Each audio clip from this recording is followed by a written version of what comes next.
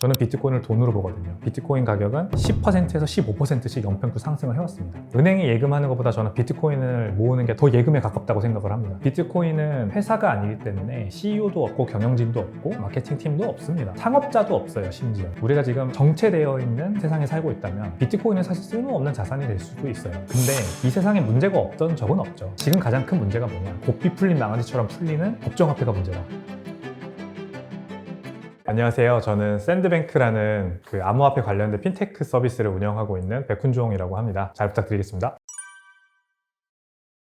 2020년 코로나 팬데믹 사태가 터지고 잠깐 이제 주식시장, 암호화폐 시장 모두 박살났지만 바로 리커버 해가지고 2021년 말까지 쭉 계속해서 상승장이 이어졌잖아요. 그때를 한번 떠올려 보면 비트코인, 암호화폐, 메타버스, NFT 이런 것들이 굉장히 유행을 많이 했고요. 아마 메타버스 기억하시는 분들 많을 거예요. 놓쳐서는 안 될 버스 하면서 메타버스를 이 증권사 애널리스트 분들도 막 커버를 하기 시작하고 우리가 이제 새로운 세상이 온다. 메타가 만드는 퀘스트 같은 디바이스를 눈에 쓰고 세계가 우주를 넘어서 메타버스로 확장되는 그런 세계로 갈 거다라고 하면서 밸류에이션이라고 하는 거에 어떤 의미가 되게 희미해졌었어요. 왜? 메타버스를 개발하거나 뭔가 만드는 그런 회사들이 내놓은 서비스들을 보면 아직까지 그걸 통해서 돈을 많이 벌지는 못하고 있는데도 굉장히 고평가를 받으면서 주가나 뭐 코인 가격이 막 올라갔거든요. 그래서 이제 그때 굉장히 과열됐다라고 많이 얘기를 했는데 그때는 굉장히 저금리였기 때문에 그게 가능했거든요. 제로금리였죠, 사실상. 코로나 팬데믹에서 이제 우리 경제를 회복시키고자 하는 연준 그리고 각국 중앙은행들의 노력에 따라서 제로금리 그리고 무한 양적 완화가 시작되던 때였고 그게 100년 뒤에 밸류에이션을 땡겨와서 가격에 매길 수 있는 것을 정당화한 겁니다. 근데 지금은 상황이 그렇지 않아요.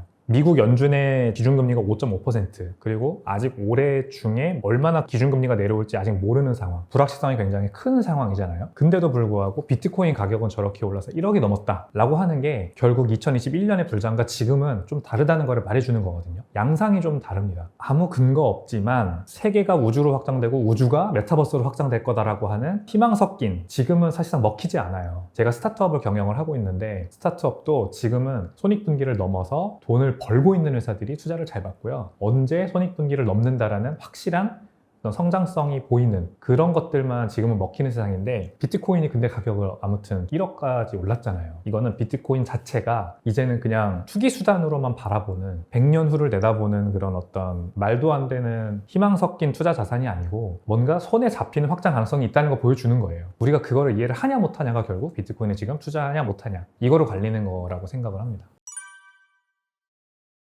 전 세계 최대 규모의 자산운용사죠. 블랙록이라고 하는 자산운용사. 전 세계 최대 규모입니다. 근데 그 자산운용사의 CEO인 레리 핑크라는 사람이 있어요. 그 사람이 이제 원래는 비트코인을 굉장히 회의적으로 보던 사람이었고 항상 방송에 나와가지고 인터뷰를 하면 비트코인 어떻게 생각하세요? 이렇게 앵커가 물어보면 그거는 자금 세탁에나 악용되는 질이 나쁜 그런 디지털 투기 수단일 뿐이다 라고 얘기를 했었거든요. 그게 불과 2, 3년 전입니다. 근데 이 사람이 갑자기 전향을 해가지고 비트코인 ETF를 블랙록에 출시를 하게 만들었고 신청을 하게 만들었고 승인이 된 다음에는 방송들에 출연해가지고 비트코인의 장점을 설파하고 다녀요. 비트코인은 아시겠지만 회사가 아니기 때문에 CEO도 없고 경영진도 없고 마케팅 팀도 없습니다. 창업자도 없어요. 심지어 이걸 만든 사람은 아시겠지만 사토시 나카모토라고 하는 사람이 익명의 개발자이기 때문에 전혀 대외적인 활동을 하지 않죠. 그러면 레리 핑크라는 사람은 왜 갑자기 이렇게 전향을 하게 됐느냐. 자기네 회사가 직접 비트코인 ETF를 냈으니까 당연히 많이 팔리면 좋은 것도 있겠지만 스스로 뭔가 깨달은 거예요. 이게 기존의 패러다임을 바꾸는 뭔가구나 라는 걸 깨달은 거죠. 내재 가치라는 말을 우리가 많이 하잖아요. 부동산으로 예를 들면은 집 한 채를 사가지고 월세를 놓으면은 현금 흐름이 발생하기 때문에 그것을 가지고 우리가 이 가치를 평가할 수 있죠. 근데 원자재나 귀금속, 금, 비트코인 이런 현금 흐름이 발생하지 않는 자산들은 내재 가치가 사실 없어요. 하지만 이 내재 가치라는 걸 평가하는 방법이 이제는 바뀌었다고 레리 핑크는 본 겁니다. 그 사람이 이제 주로 얘기를 하는 게 뭐냐면 달러 같은 법정화폐가 가지고 있는 맹점에 대해서 많이 얘기를 해요. 우리가 지금 정체되어 있는 그냥 세상에 살고 있다면 비트코인은 사실 쓸모없는 자산이 될 수도 있어요. 근데 이 세상에 문제가 없던 적은 없죠. 지금 가장 큰 문제가 뭐냐? 고삐 풀린 망아지처럼 풀리는 법정화폐가 문제다. 돈이 너무 흔하고 돈이 너무 남발되고 있다라는 게 이제 문제인 거예요. 이 자산운용사의 대표 입장에서 봤을 때는 그런 겁니다. 돈의 가치가 너무 흔해지고 돈이 너무 많이 풀리고 이거를 사람들이 알지도 못하지만 숨겨진 세금이라고 하거든요. 법정화폐가 이 중앙은행의 결정에 의해서 너무 무분별하게 풀리면 상대적으로 예금이나 적금을 가지고 있는 이 사람들의, 일반 사람들의 재산 가치는 떨어지거든요. 근데 그거를 이제 우리가 인플레이션이라고 보통 얘기를 하는데, 인플레이션이 CPI라고 하는 지표를 통해 가지고 발표가 되잖아요. 근데 이 지표가 과연 얼마나 믿을만 하냐라는 게 이 레리 핑크가 많이 하는 말입니다. 우리가 일반적으로 대학 등록금이나 병원비나 우리가 꼭 살면서 필요한, 써야만 하는 그런 어떤 큰 지출 같은 경우에는 그런 CPI 지수에 잘 포함되지 않아요. CPI 지수에 포함되는 것들은 뭐 일상에 쓰이는 것들, 음식료, 외식비, 기름 이런 것들이죠. 이런 것들은 어느 정도 가격이 잘 유지되고 있기는 해요. 왜냐하면 중앙은행이 그만큼 기준금리를 통해서 돈의 유통 속도 같은 것들을 잘 조절을 하니까. 근데 우리가 살면서 큰 지출이 한 번씩 나가는 그런 정말 필요한 것들, 그런 필수재 같은 경우에는 지난 20년 동안 가격이 다락같이 상승이었습니다. 그런 것들을 보면 우리가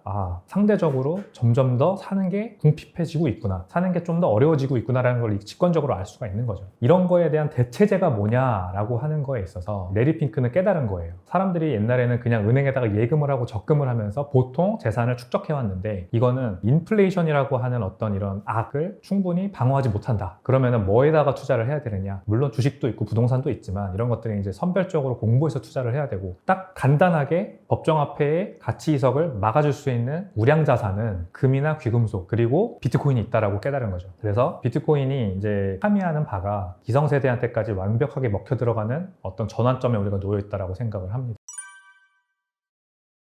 아무 쓸모짝에도 없는 물건인데 그냥 발행량이 줄어든다고 해서 가격이 오르진 않겠죠. 모든 것들은 수요와 공급이 만났을 때 가격이 정해지는 거잖아요. 비트코인의 수요도 분명히 올라가고 있다는 걸 우리가 볼 수가 있는 거죠. 적어도 수요가 유지되기는 하는 거죠. 그러니까 공급이 반으로 줄어드니까 가격이 오르는 건데, 수요는 제가 말씀드린 것처럼 비트코인이 돈으로 쓰일 수 있다는 가능성이에요. 저 같은 사람들이 늘어나는 거죠. 저는 비트코인을 돈으로 보거든요. 비트코인을 예금처럼 봐요. 예금. 은행에 예금하는 것보다 저는 비트코인을 모으는 게 더 예금에 가깝다고 생각을 합니다. 제가 은행에 예금을 하면 저 예금의 가치는 제가 사용하고 있는 일상생활의 재화와 서비스의 가치가 올라가면 올라갈수록 희석되잖아요. 그 비율이 무시무시합니다. 이게 그냥 CPI가 3%, 2% 이렇게 나온다고 해서 내 돈의 가치도 2%, 3% 하락하는 거 이렇게 보면 안 되거든요. 근데 비트코인은 굉장히 직관적으로 이제 연평균 10%씩 가격이 상승을 해요. 지금 이제 비트코인이 나온 지 14년이 됐는데, 물론 가격이 다락같이 떨어진 해도 있고 많이 오른 해도 있어요. 근데 연평균으로 계산을 해보면 비트코인 가격은 10%에서 15%씩 연평균 상승을 해왔습니다. 그러면은 직관적으로 그냥 제가 가지고 있는 예금의 가치가 뭐 계산에 따라 다르지만 매년 6%, 7%씩 하락한다고 얘기를 해요. 훨씬 더 많이 떨어지는 사람도 있을 거예요. 왜냐하면 내가 막 병원비를 너무 많이 쓰는 사람이야. 그러면 병원비가 많이 오르면 그만큼 더 떨어지는 거죠. 그거를 희석해주는 게 비트코인이라고 보는 거예요. 그럼 저 같은 사람들이 는다, 비트코인을 예금처럼 투자하는 사람들이 는다면 비트코인의 수요가 느는 거잖아요. 돈으로 보는 수요가. 그러니까 비트코인의 반감기가 와서 공급이 반으로 줄면은 가격은 훨씬 더 급격하게 올라가는 거죠. 그게 매번 반감기마다 반복이 되는 겁니다. 저 같은 사람들이 늘어나고 더 늘어나고 더 늘어나는 게 결국 수요 상승인 거예요. 그래서 가격이 올라가는 겁니다. 비트코인도 굉장히 투기 수요가 많이 붙어요. 그래서 반감기가 가까워 오면은 투기 수요가 많이 붙어서 급격한 가격 상승이 오고, 그 다음에 반감기 호재가 끝나면, 반감기가 지나가면 그 실망 매물, 차익 매물이죠. 차익 매물이 나오면서 가격이 또 떨어지고. 그래서 비트코인은 굉장히 변동성이 큰 자산입니다. 이거를 그러니까 제가 비트코인이 돈이라고 얘기를 하면은 비트코인이 이렇게 변동성이 큰데 어떻게 돈이 될 수 있냐라고 얘기를 할 수밖에 없는 거거든요. 그러니까 너무 이해는 돼요, 사실 너무 맞는 말이고. 그래서 제가 직관적으로 이거를 돈처럼 매일매일 거래에 쓰거나 일상생활에 어떤 커피를 사 먹는 수단으로 쓸 수는 없다라고 솔직하게 말씀을 드리죠. 비트코인을 돈으로 보는 개념은 그런 게 아니고요. 지금 현재 비트코인은 아직까지는 법정화폐 같은 돈이 되기는 멀었죠. 그렇게 변동성이 큰 자산이 돈이 될 수는 없습니다. 앞으로 될 거란 얘기죠. 지금 비트코인의 변동성은 나쁜 거냐, 비트코인의 가격이 이렇게 투기 수요가 붙었다가 떨어졌다 하는 게 나쁜 거냐? 아니요, 전혀 그렇지 않습니다. 왜 이런 관심이 갑자기 오냐? 결국 가격 상승이잖아요. 비트코인이 1억을 넘었다라고 하는 그 미디어상에 나오는 여러 가지 제목들, 자극적인 제목들이 사람들의 관심을 불러일으키잖아요. 그렇게 관심을 가지게 된 사람들이 한 번을 쳐다보게 되면서 비트코인의 가치를 깨닫게 되는 사람들이 늘어나는 거거든요. 그래서 비트코인 가격을 4년 주기로 이렇게 그래프를 그려서 보면은 지난 저점이 현재 저점보다 낮고, 그 전 고점보다 지금의 고점이 높습니다. 투기 수요가 사이클을 거치면서 들어왔다 나갔다 하는 건 분명 사실이지만 그만큼 투기 수요가 거치고 났을 때 남는 사람들, 이 비트코인의 가치를 깨닫고 이걸로 투자해야겠다 앞으로 하는 사람들이 늘어나는 거죠. 그러니까 변동성을 우리가 즐길 줄 알아야 된다라는 게 결국 결론입니다. 이게 나쁜 게 아니에요. 사람들의 관심을 더 많이 불러일으키고 더 많은 사람들이 비트코인의 가치를 깨닫게 하는 어떤 마중물의 역할을 하는 수단으로서 이 변동성을 기점으로 하는 투기 수요의 몰림과 거침이 굉장히 긍정적인 효과를 가지고 온다. 이렇게 이해하시면 되겠습니다. 제가 이제 딱 그런 사람인데 저는 원래 그냥 코인러였어요. 그냥 코인 투자자, 코인 업계에서 일을 했고 계속해서 사업을 하고 있었기 때문에 뭐 이더리움도 좋고요, 뭐 리플도 좋고요, 뭐 이런 식으로 얘기를 하다가 스스로 비트코인의 가치를 좀 깨닫게 된 케이스거든요. 그래서 21년도에 제가 비트코인의 가치를 본격적으로 깨닫고 그때부터 본격적으로 매집을 하기 시작해서 대출도 받아서 사고, 그때 당시에 대출이 잘 나왔잖아요. 21년도에 돈의 가치가 흔했고 은행 금리가 낮았고, 그래서 많은 제가 가지고 있는 지금 비트코인의 상당수를 그때 매수를 했습니다. 21년도 11월 달에 6,900만 원을 찍고 그때부터 쭉 빠져가지고 비트코인 가격이 아무튼 쭉 빠져서 제가 기억하기로는 1,000만 원대까지 떨어졌는데 저는 그냥 그때도 계속 샀습니다. 야, 매수 찬스다. 가격 떨어질 때마다 하면서 더 사고 했던 거거든요. 그거를 적립식 매수라고 우리가 일반적으로 부르죠. 그러니까 어떤 앞으로 제가 10년, 20년을 이제부터 함께 할 그런 우량 자산을 발견을 했다면 그거를 가격이 떨어질 때마다 굉장히 적극적으로 매수하는 건 굉장히 좋은 전략이잖아요. 저는 비트코인을 그렇게 본 거고, 가격이 그래서 막 다락같이 떨어져도 전혀 의심 없이 계속해서 매수를 했던 거죠. 그때 저랑 같이 그렇게 매수를 했던 많은 분들이 지금 행복하게 웃고 계신 것도 사실이고, 네, 그렇습니다.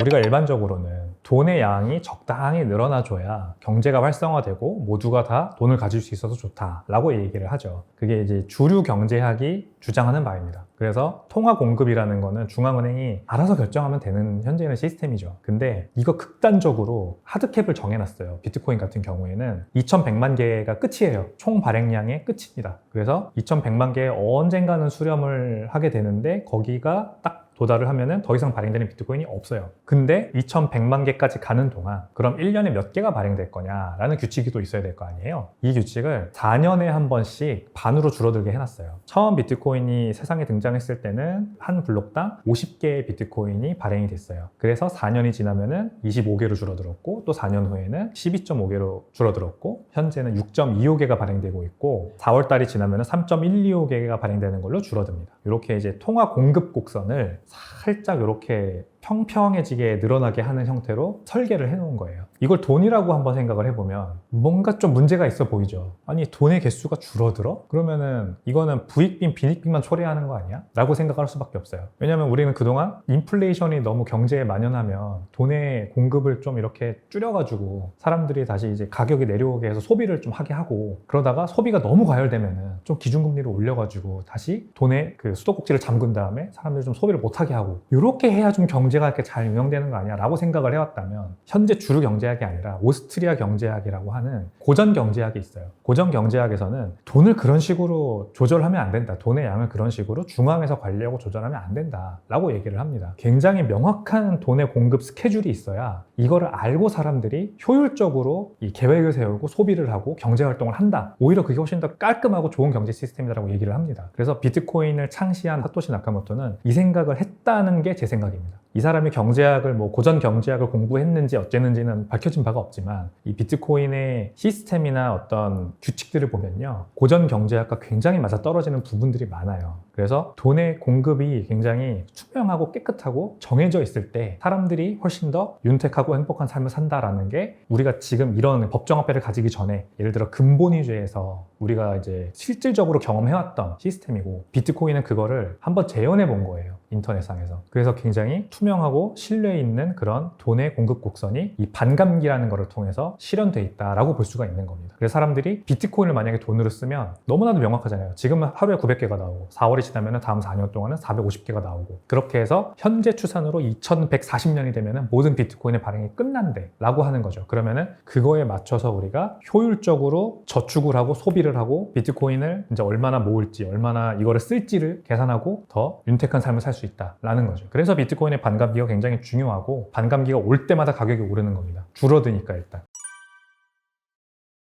이제 비트코인은 무신뢰 기반 네트워크예요. 일반적으로 돈이라고 하면 중앙은행이 통화 정책 결정을 통해서 찍어내든지 아니면 회수하든지 하죠. 양적 완화를 하든지 양적 축소를 하든지, 또는 금리의 인상과 인하를 통해서 돈의 유통 속도를 조절을 하죠. 그걸 결정하는 주체가 있죠, 말하자면. 근데 이제 비트코인은 그런 주체가 없어요. 다만 짜여진 코드가 있을 뿐이죠. 그래서 비트코인이 4년에 한 번씩 반감기라는 걸 가지는 것도 창시자가 처음에 코드에 심어놓은 그 규칙 그대로 4년에 한 번씩 발행량이 반으로 줄어들고 있는 겁니다. 근데 그러면은 이 네트워크를 유지하는 건 누구냐? 그냥 인터넷상에 존재하는 허상뿐인 코드라면 사실상 이거를 누가 믿을 수가 있겠어요. 하지만 이거를 유지하는 주체가 있습니다. 그 주체가 탈중앙화돼 있어요. 그게 이제 다른 겁니다. 우리가 민주주의라고 얘기를 하는 거는 1인 1표잖아요. 1인 1표로 우리가 투표를 통해서 다수결의 원칙에 의해서 이긴 사람이 어떤 우리의 리더로 뽑히게 되고, 그 사람이 일정 임기 동안 드라이브하는 정책을 우리가 서포트를 하는 거죠. 그게 바로 신뢰의 기반인 겁니다. 이 사회가 가지고 있는 신뢰의 기반. 근데 이게 무너지면 신뢰의 기반이 떨어지죠. 그게 바로 중국이 지금 가지고 있는 문제 아닙니까? 시진핑이라고 하는 중국의 리더가 그동안은 굉장히 잘해왔지만 이 사람이 앞으로도 계속해서 과연 잘할 수 있을까? 저렇게 장기 집권을 하면서 지금 벌써 문제를 만들어내고 있는데, 일단 중국의 부동산 가격이나 주식 가격만 봐도 우리가 알 수 있잖아요. 중국 사회에 대한 신뢰를 점점 잃고 있잖아요. 우리가 외부에서 봤을 때. 이런 것들이 이제 완벽한 권력은 반드시 타락한다라고 하는 변하지 않는 어떤 의제인 거예요. 근데 비트코인은 완벽한 집권 세력이 없는 거죠. 1인 1표가 거기에서 비트코인이라는 커뮤니티 안에서 절대 변하지 않는 규칙인 겁니다. 그래서 중다수결을 통해서 이 비트코인의 정책을 결정할 수가 있어요. 투표를 실제로 해서 그 커뮤니티에 참여하는 전 세계에 2만 명쯤 되는 이 비트코인이라고 하는 소프트웨어에 나의 컴퓨터를 연결해서 계속해서 이제 투표를 하고 있는 이 노드라고 불리우는 주체가 있습니다. 저희 집에도 이 노드 기계가 있는데 컴퓨터예요, 말하자면. 근데 비트코인 이제 소프트웨어에 연결이 되어 있는 거예요. 그래서 전 세계에 있는 2만 명쯤 되는 이 노드들이 비트코인의 정책을 10분에 한 번씩 계속해서 업데이트를 치는 겁니다. 그러다가 누가 제안을 딱 해요. 우리 이렇게 하자. 그러면은 그것에 대해서 찬반 투표를 하는 겁니다. 일단은 그 찬반 투표를 하기 전에 커뮤니티 합의를 이뤄야 돼요. 게시판 같은 것들이 있는데 거기에서 이런 거 괜찮은 것 같다라고 쭉 합의를 한 다음에 그걸 가지고 투표를 붙이고 이제 찬반 결론이 나오면은 그게 업데이트가 되냐 마냐 이게 결정이 되는 겁니다. 우리가 지금 살고 있는 이 민주주의 시스템과 상당히 비슷하다고 볼 수 있고, 그렇기 때문에 이 비트코인이 위대한 네트워크인 거예요. 그래서 굉장히 신뢰도가 높고 가치가 그래서 유지될 수 있다, 이렇게 이해하시면 될 것 같습니다.